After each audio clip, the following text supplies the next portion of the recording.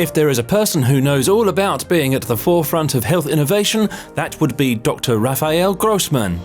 Since becoming the first surgeon in the world to use Google Glass during an operation, he has been an avid advocate of digital health technologies. HealthManagement.org talks to Dr. Grossmann about the challenges of being a disruptor in healthcare and the prospects of embracing the inevitable progress.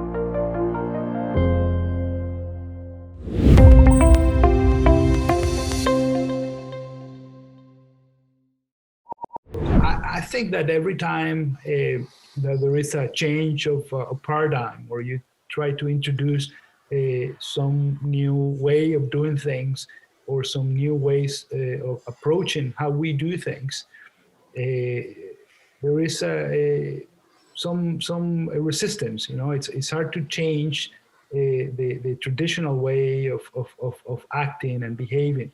So that is normal. But sometimes I think the reaction that we see does not seem to make much sense.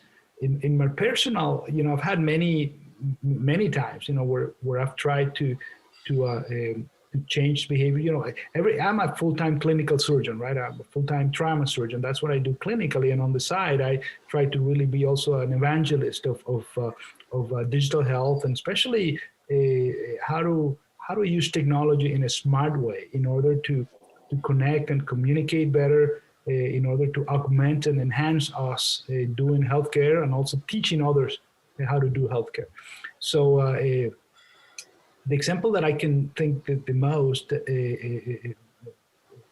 comes to mind is probably Google Glass. When I used a Google Glass to, let me go back. You know, when in 2011, when the iPhone 4 came out with FaceTime, with the ability to do video right from a smartphone, that was very revolutionary. Never been done before, right? Only in science fiction we'd seen, you know, the Dick Tracy with a little phone and the little video on the watch, right?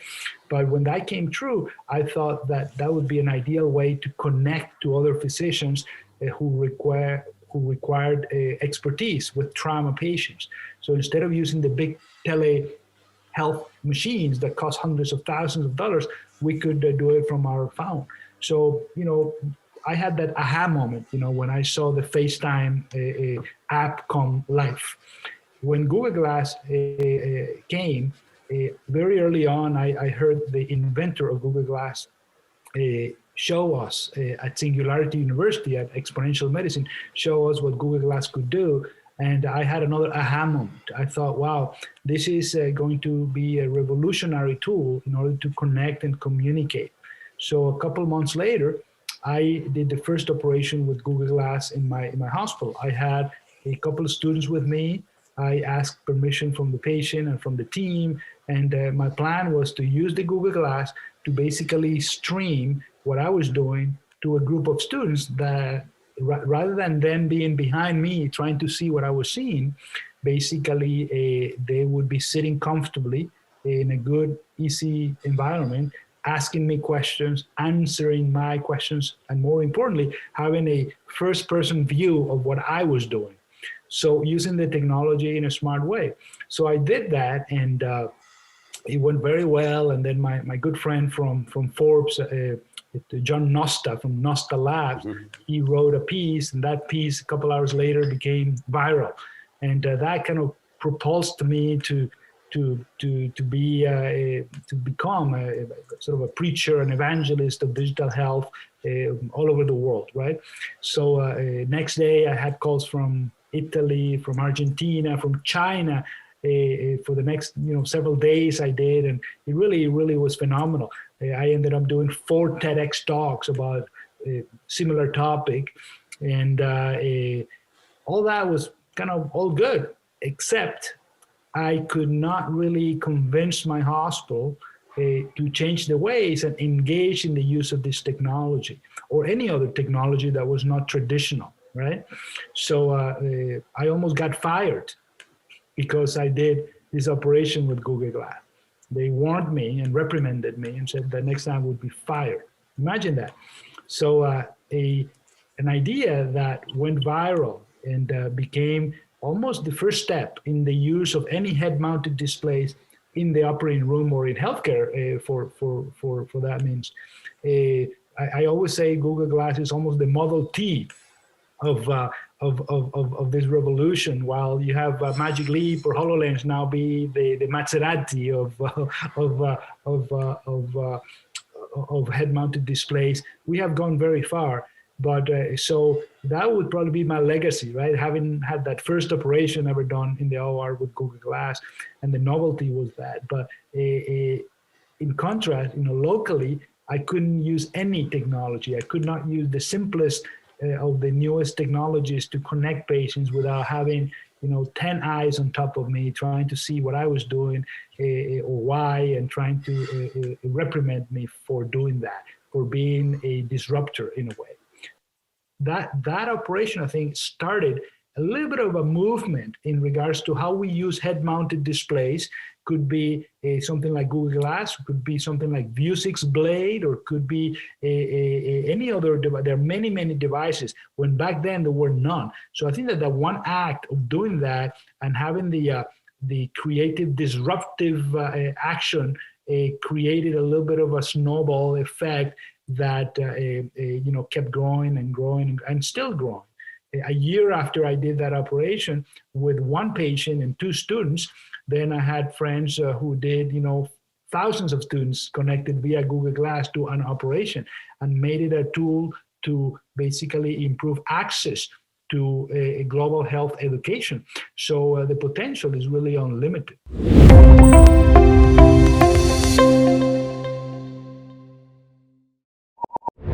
Well, there are a lot of projects right now.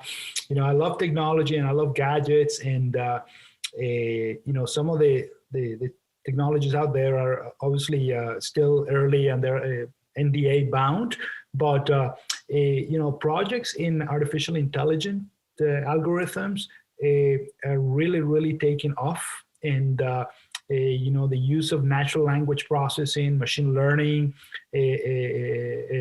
RAPs, robotic assistant platforms, all those things are becoming more and more important in healthcare as we speak. So there's also a lot of interest in the brain-computer interfaces and how we can integrate with the devices and with the algorithms in order to have a better sort of symbiotic equilibrium with how we communicate and connect. That is very fascinating. There are projects with wearable devices that are not just simple devices that measure the heart rate or the respiratory rate or the temperature, but devices that measure things like a galvanic skin resistance, for example, devices that are now tracking many other physiologic variables. And the important thing is not just getting the data, but then analyzing the data in the cloud or in the computer, in the handheld computer, and that artificial intelligence analysis can then bring a lot of predictive information that is very, very useful to preserve or to regain health. So all those things are brewing, and obviously the pandemic has accelerated a lot of these projects, because now everyone is thinking, how do we control this difficult problem that we have in hands?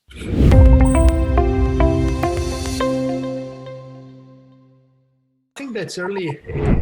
The use of artificial intelligence algorithms in a more visible way, it's going to be very, very critical.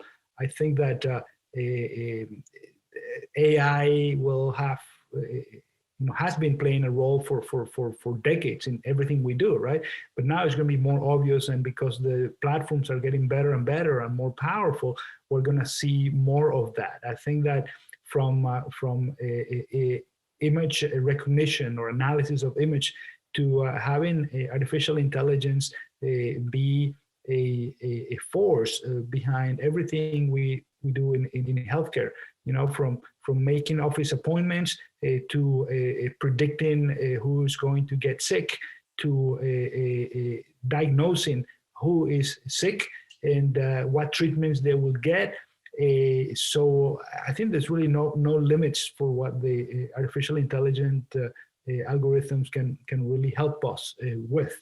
I think that if we couple artificial intelligence with big data analysis, right, and big data recollection from wearables, for example, all sorts of wearables. It's not just a ring or a watch, but it could be a patch, or it could be a contact lens, or it could be the soles of your shoes, or it could be your clothing. It could be a tattoo that is digital tattoo. All those things gathering data, and the data being then brought to analysis by AI algorithms. All that is going to have a tremendous impact on how we approach healthcare. We'll talk about healthcare, but as you probably have heard before, we do sick care, right? We when you're sick, then we treat you, rather than focusing on making sure that you don't get sick. And I think that that's the most important part. Do really healthcare, not sick care, like we've been doing for centuries, really. So that is really probably the main trend. At the same time, I think that the way that the virtual reality and augmented reality and mixed reality, what we call XR, the way of medical XR or MXR, the way that's developing is really, really interesting, because we're seeing now that more and more in education and more in diagnostics, we are using these devices, right? These head-mounted displays, which are becoming smaller, and they're becoming more powerful, and they're non-tethered anymore to any computer. They're just like regular wearable devices, and they have internet connectivity, and they have all ways of measuring physiologic variables, from the tracking of where you look or how long do you look, or tracking your pulse, or tracking your movements or your respirations. All these devices are going to have also a tremendous impact, not just in education and diagnostics, but even in treatment of diseases. We have seen now for the last maybe 2 or 3 years how VR healthcare tools are being developed, and they're being validated with trials involving thousands of patients. And as the problems with mental health and well-being are being recognized more and more, and as those problems keep getting worse and worse, especially with what we're living right now, with a pandemic, I think that these tools are going to become more and more important to try to prevent or reestablish or heal mental health issues. I think that that's being recognized, and it's becoming more and more common to see that. There are devices like the XR Health device that uses VR in addition with telemedicine, with telehealth. And you can have a provider at home guiding you in a virtual telemedicine visit for occupational therapy or for physical therapy. And they can monitor what you're doing, and they can guide you, and it's all happening in virtual reality. So I think that the potential is barely being touched right now. We're at the tip of the iceberg for these therapies, and I see that more and more we are seeing these technologies be very, very innovative. You see what Brain Lab is doing, for example, with their mixed reality viewer, right? Brain Lab, which is basically a surgical navigation platform that is all over the world. And they are partnering with Magic Leap, and they just bought Level X, which is a company that is basically gamifying in a very smart and scientific way how we learn healthcare maneuvers, how we can play a game and be monitored on how fast and how well you play a game. But it's not a game, it's actually training you to be a better physician, doing a specific technique, or doing an endoscopy, or doing a vascular intervention, or intubating a patient. All those things are becoming more and more common these days. You have companies like Fundamental VR, for example, which is bringing virtual healthcare education, especially for surgery nowadays. But it's not just you have a virtual model of surgery and a representation of the surgical suite and the patient, and you can do step-by-step an operation hundreds of times before you go to the patient, but they're actually integrating the possibility of artificial intelligence, seeing what you're doing and trying to measure your performance and increase your performance for better and better. Also the ability to connect many providers situated in different locations, all in the same digital room. All those are things that are going to be very, very common, I think, within the next 3 to 5 years.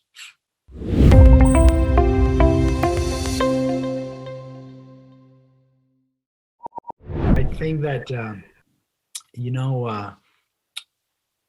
there's an economist from the 20th century, I think Milton Friedman, I think was his name, I believe, and he talked about how when there is a cataclysmic event happening, many times the solutions that we use in order to get better from it involve the use of technologies that we already had in the past before the cataclysmic event happened. I really think that is exactly what we're seeing.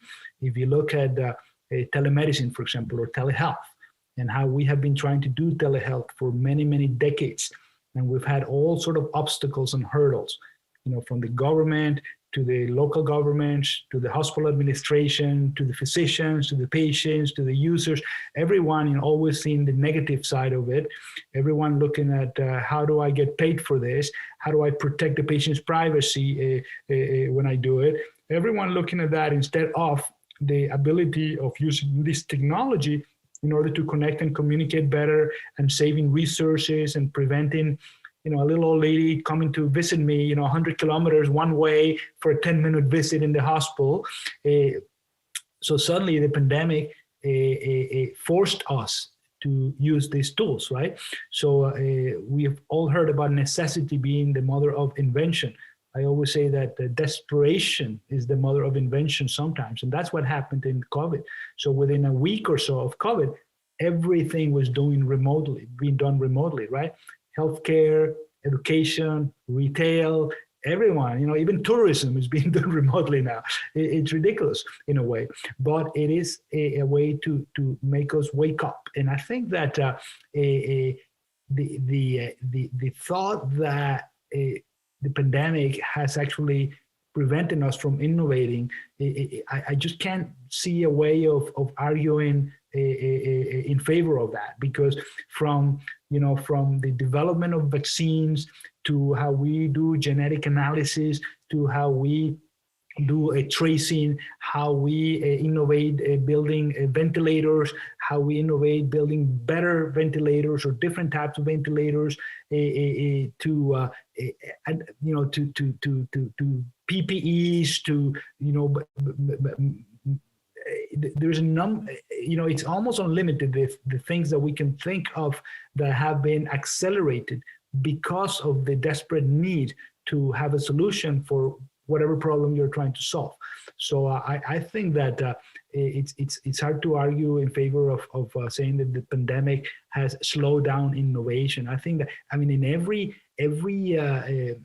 in every aspect of from communication to connectivity, the innovation that we are seeing is just unbelievable, I think.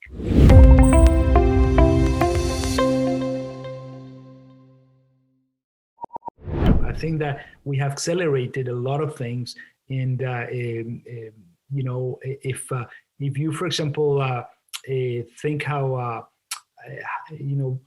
virtual meetings. We've been doing virtual meetings for a number of years, really. Companies like WebEx and Cisco and Skype, and, people were using those to communicate. And, it wasn't uncommon that you would connect with someone via Zoom and have a meeting or have an interview or something. It would happen before, but in healthcare, we did it in the hospital to do business meetings in the hospital, but very, very rarely with patients. In very, very few places, they were having really a program. I kept telling the hospital for years and years and years that they need to make telemedicine is not telemedicine, it's just medicine. We can connect with patients by mail, or by email, or by phone calls, or by text, or a chatbot calling the patient, or we can connect with the patient, by video, or we can bring them to the office. And these technologies are not, these tools are not exclusive of each other. They're complementary to each other. So at some point I might need to send you a letter, or at some point I'll send you a text, or at some point I'll have to bring you to the office and examine you. But also at some point, maybe it's better to connect this way so that you don't have to waste your whole day waiting to come to the clinic. So I think that in healthcare, we were very, very slow to adapt, for example, this technology, and now it has accelerated to ways that we did not predict before the pandemic. And we're still slow in many regards, but I think that because of the pandemic, everything has been now focused in healthcare. From the way we detect, from the way we treat, from the way we bill the patients and the insurance companies, everything has been in a way accelerated because of this desperation that we have for doing things that we can't do any other way.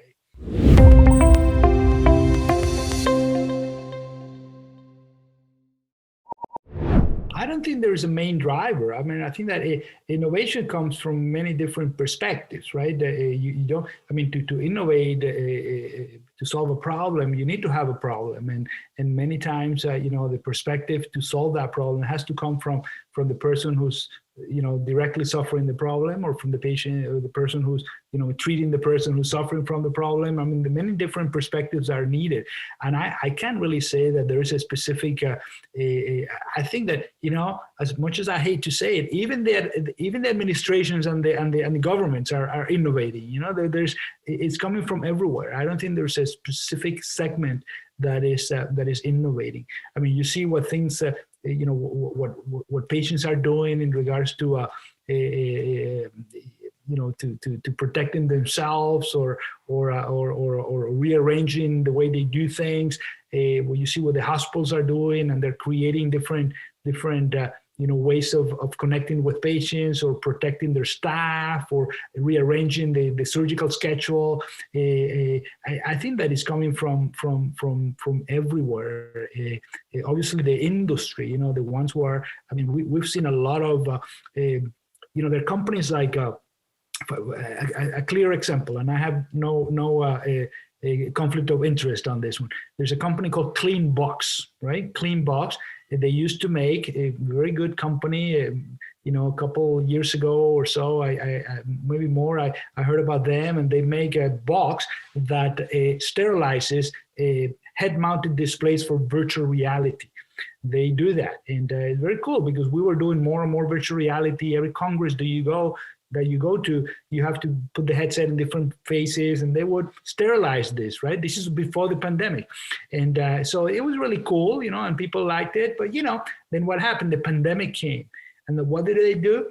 They sort of almost flipped around, and they started making these machines that would sterilize many headsets, not just one, but also they made these machines that sterilize 100 N95 masks at a one, and they started producing this like crazy and thinking differently, innovating because of the desperation. The people needed these tools, but at the same time they thought of different ways that they could be useful. So that is a clear example of how the industry sort of innovates, if you think about that. So it has come from every angle, I think.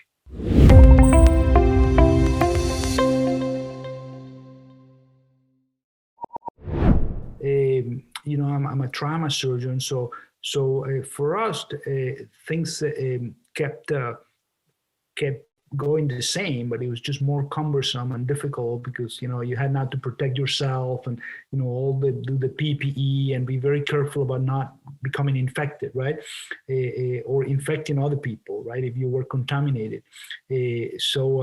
But the routine work, it was pretty much the same. We stopped the volume of patients for a little while, and then now we're kind of almost back to normal because of the nature of what I do, which is emergency surgeries and trauma surgeries, right? That hasn't really changed that much. Everything else at the hospital, every way we move around places, and the emphasis on preventing infection, right? And gelling your hands or washing your hands or covering your face and covering your eyes. That is all now sort of a routine that we cannot even imagine. If we go back, 10, 11 months, we could never have dreamed that we were going to be like that. I mean, I'm at home sometimes and I feel like, oh, I don't have a mask. I'm just alone at home. I don't need to worry about that. But so we have changed the way we behave, right? I think that there's still, tremendous opportunity in healthcare to rethink, how we design the brick and mortar hospitals. Not just that we design them for the fewer number of people that we would have to see who don't need to be seen, if you know what I mean. We have an ER in the hospital and it's full of 80 people, right? And of those 80 people, maybe 60, don't need to be there. They could be seen by telehealth, right? Probably, or they would benefit from talking to a provider over a computer or talking to a artificial intelligent digital human, in a computer that would prevent them from going to the ER. The way we communicate and the way we connect with patients, I think that there is a lot of improvement that can be done. And the pandemic is showing us that this is possible. And we are just starting. We can, again, not even thinking about connecting two humans via a camera, but connecting a human who needs an answer, and maybe because there's not enough humans on the other side, right? The resource balance, the offer and the demand is completely out of sync. So you have many, many, many more patients than you have providers or experts, meaning nurses or techs or physicians. So if you have digital humans that are enabled by AI algorithms to give you a simple advice, just like Google Doctor, but a digital human that is talking to you and looks human and has the right answers for you to guide you through your disease process, that is an opportunity that a lot of people is seeing, and that I think will be a very, very clear future. You see now that you get telecalls, right? These marketing calls or chatbots that call you for no reason. We're going to have something similar with a purpose. You're going to have a digital human chatbot that is smart, and you can answer any question, and it can answer any questions that you ask in regards to your health problem or to your health condition, preventing you from seeing the one human in the hospital that is very busy, whom you might not need to see. So communication and connectivity is the main, I think, sort of broad area that I think we need to continue to innovate, and where there is a lot of opportunity.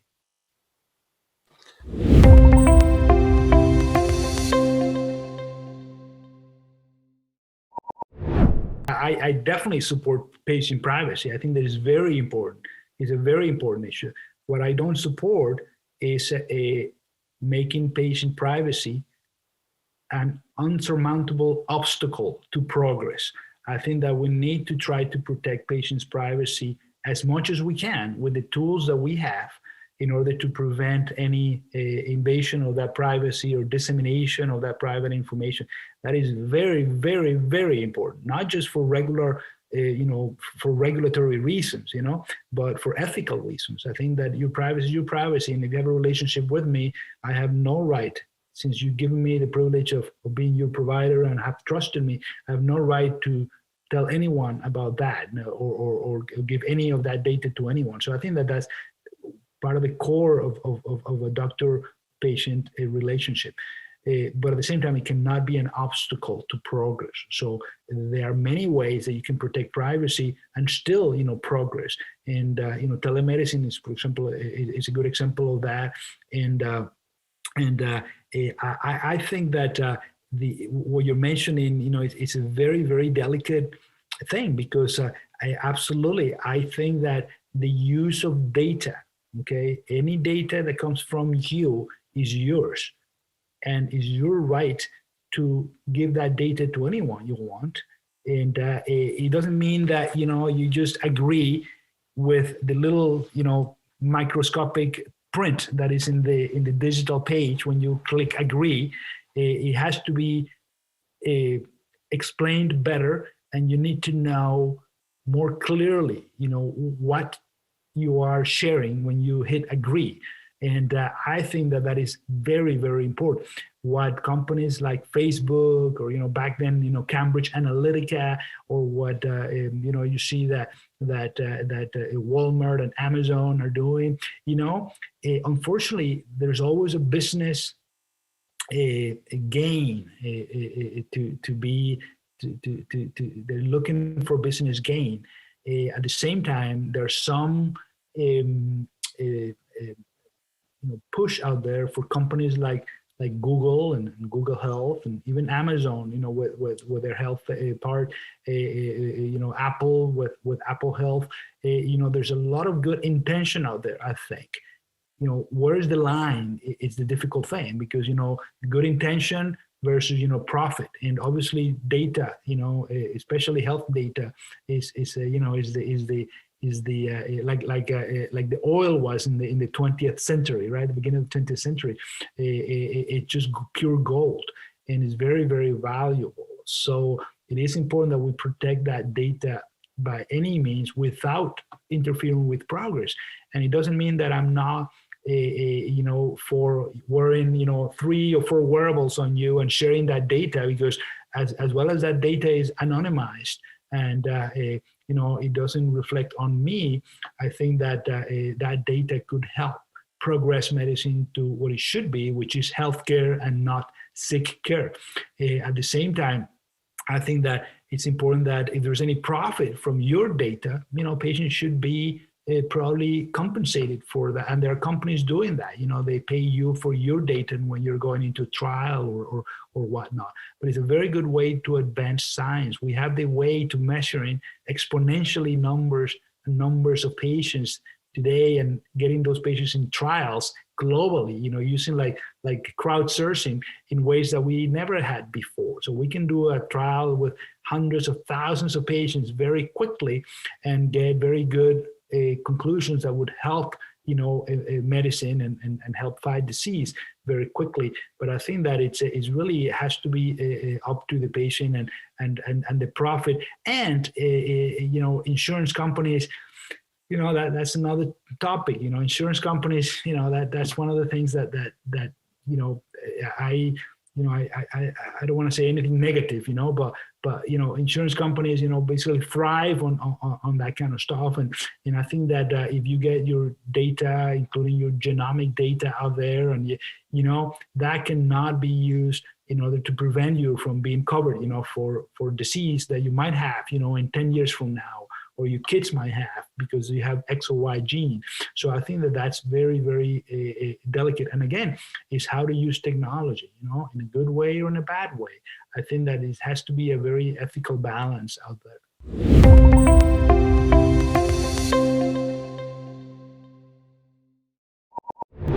The best way to make an idea prosper is to try to spread out and crowdsource lots of minds to see if you're really on the right path to what you're thinking. And then if that's the case, then try to use the technology that we have available in order to evangelize about it and to spread the message out there, and try to pull people into your team, in a way.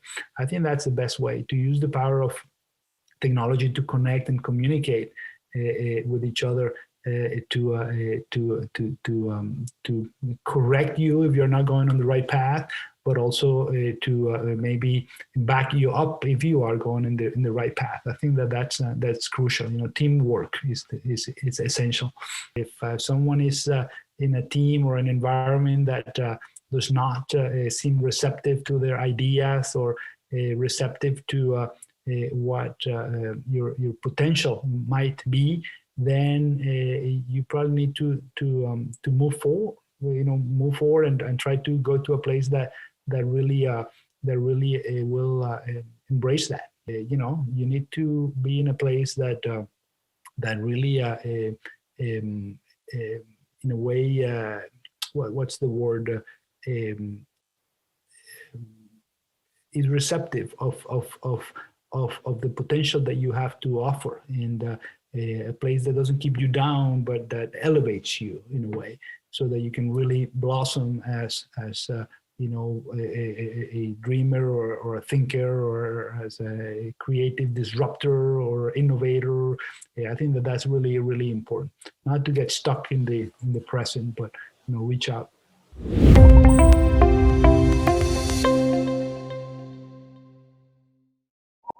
Well, I think that it depends on where you are. Certain places are innovative to the core, and they have that atmosphere of teamwork and innovation, and they care for people. They not just say that they care for people, for patients and employees, but they do care for people and patients, employees. Some places are not like that, unfortunately. And I think that many times, the problems in healthcare are really created or exacerbated by the hospital's administration, and you see how a lot of the burnout that we talk about, especially in healthcare, where you have medical providers, not just doctors, but doctors, nurses, technologists, who are burnt out, or who have issues with mental health, or with a drug or alcohol abuse, or with even suicide. The rate of suicide in doctors in the U.S. is twice the normal. And that is unacceptable. And someone who's in healthcare and is about protecting health and well-being is actually taking their own lives. I think that that's terrible. And a lot of that is from the bad use of technology. We're separating ourselves from the patients, which are the core of our passion. We're separated from the patients by the forced use of this digital health in the wrong way, and also the environment, the work environment, the administration. Just pushing billing or documentation, and pushing their own agenda many times in front of the well-being of their employees, for example, or even their patients. I think that that's very, very dangerous, and unfortunately happens all too commonly in probably in the whole world, but especially in the U.S.